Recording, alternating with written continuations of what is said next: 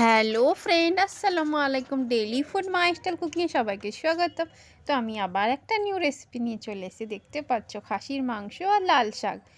Obviously আমি বাড়িতে যেটা বানাই সেটাই দেখাই, আদার্স কোনো স্পেশাল কোনো আইটেম করে আপনাদের দেখায় না। তো দিয়ে দিচ্ছি খাসির মাংস, আদা বাটা আর রসুন বাটা আর 1 চামচ মতো দই, আর দিয়ে দিয়েছি নুন, তারপরে দেব হলুদ।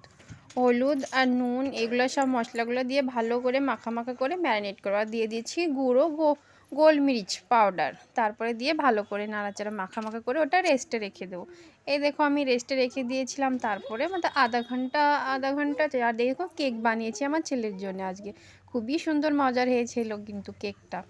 তো এই দেখো নিয়েছি কড়াই দিয়ে দিচ্ছি তেল, আর খাসির মাংস বানাবো। খাসির মাংস আধা কিলোই ছিল। তো আলু দিব, আলু তো আমার ছেলের ফেভারেট, তাই আলুগুলো আমি তেলে এগুলো ভালো করে ভেজে নেব। সুন্দর করে ভাজার পরে একটু বেশি ব্রাউন হয়ে গেছিলো আলুগুলো, তো সুন্দর করে ভেজে নিয়ে তারপরে আমি এই দেখো এটা সুন্দর করে তুলে নেব। তোলার পরে আমি দিয়ে দেবো ওই তেলে, ওই কড়াইয়ে একটু তেলটা দিয়ে আমি ওতে দিয়ে দেব। আর তো আলুগুলো আমি ভালো করে ভেজে নেব। ভেজে নেওয়ার পরে দেখতে পাচ্ছ আমি পাশের চুলোতে শাক বসিয়ে দেব বলে গ্যাসটা অন করেছি।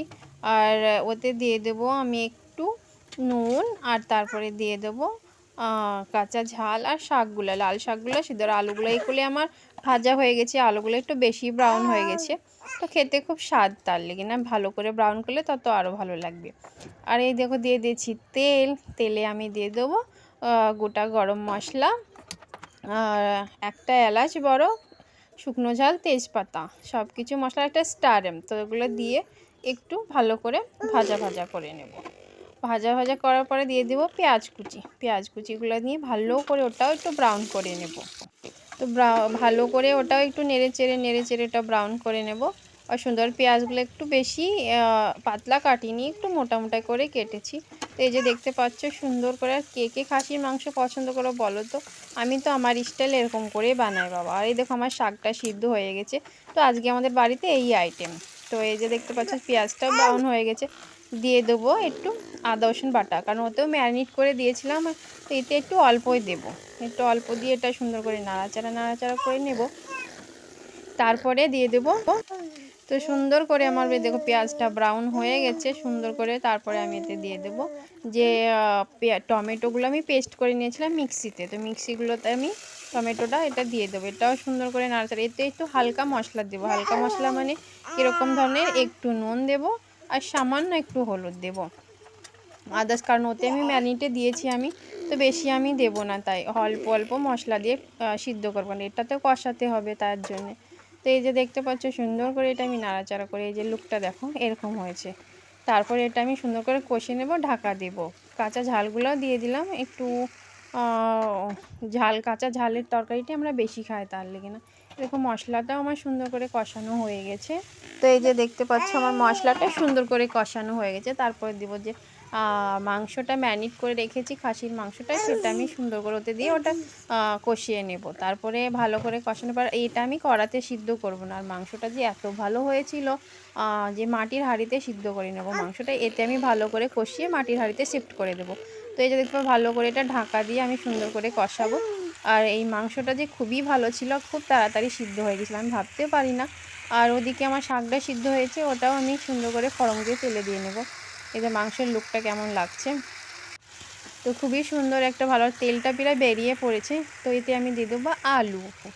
তো এতে আমি দিয়ে দেবো সব আলুগুলো ঢেলে দেবো। দেখতে পাচ্ছ আলুগুলো একটু বেশি ব্রাউন হয়ে গেছে, লেকিন খুবই সুন্দর হয়েছিল আলুগুলো। আর এই যে দেখতে পাচ্ছ আমি মাটির হাঁড়ি নিয়ে নিয়েছি, কষানো হয়ে গেছে আমার মাংসটা, আর ওতে আমি ঢেলে দেবো। ওই কড়াতে আমি দিয়ে দেবো পানিটা দিয়ে ওতে আমি ভালো করে যতটা পরিমাণ মতো লাগে ততটা পানি দেব আমি। পানিটা দেওয়ার পরে সুন্দর করে যতটা পানি লাগে পানিটা দেওয়ার পরে সুন্দর করে মিক্স করে দেব। আরও লাগবে পানি, কারণ অল্প হয়েছে। তো আমি তো এক হাতে মোবাইল আর এক হাতে ভিডিও, এক হাতে মোবাইল ধরেছি আর এক হাতে আমি পানি, তো ওই জন্য আমার তো ভালো দেখা যাচ্ছে না। তো এই দেখতে দিয়েছি জিরে ধনে পাউডার গুঁড়ো, আর দিয়ে দেবো একটু সামান্য হাতে শিলে গুঁড়া, একটু গোটা এলাচটা পাউডার করে নিয়েছি, একটু গুঁড়ো করে ওদের ওপর ঢেলে দেবো। তো পানিটা আমার দেওয়া হয়ে গেছে, দেখতে পাচ্ছ লুকটা কেমন এসছে আর খুবই সুন্দর। আর দিয়ে দেবো যে একটু এলাচটা শিলে গুঁড়ো করে নিয়েছি, ছোট্ট যেন এলাচ, ওটা আমি ওতে ঢেলে দিয়েছি, মানে একটু একটু করে এই যে দেখতে পাচ্ছ ছিটা দিচ্ছি। তারপরে এই যে দিয়ে দেবো ঢাকা দেওয়ার পরে ওটা আমি সিদ্ধ করতে দেবো। তো ঢাকা দেওয়ার পরে এই যে দেখতে পাচ্ছ আমার এটা সিদ্ধ হয়ে গেছে অলমোস্ট, আমি দেখছি এই যে দেখতে পাচ্ছ। তো কে কে আমার ভিডিও পছন্দ করে, যদি আমার ভিডিও ভালো লেগে থাকে তো please like comment and subscribe. আর এই যে দেখতে পাচ্ছ ফাইনাল লুকটা, কম তেলে রান্না, আর আমার বর বেশি তেল খায় না, তাই এই যে দেখো খুবই টেস্ট হয়েছে আর মটনটা খুবই সুন্দর সিদ্ধ হয়েছিল।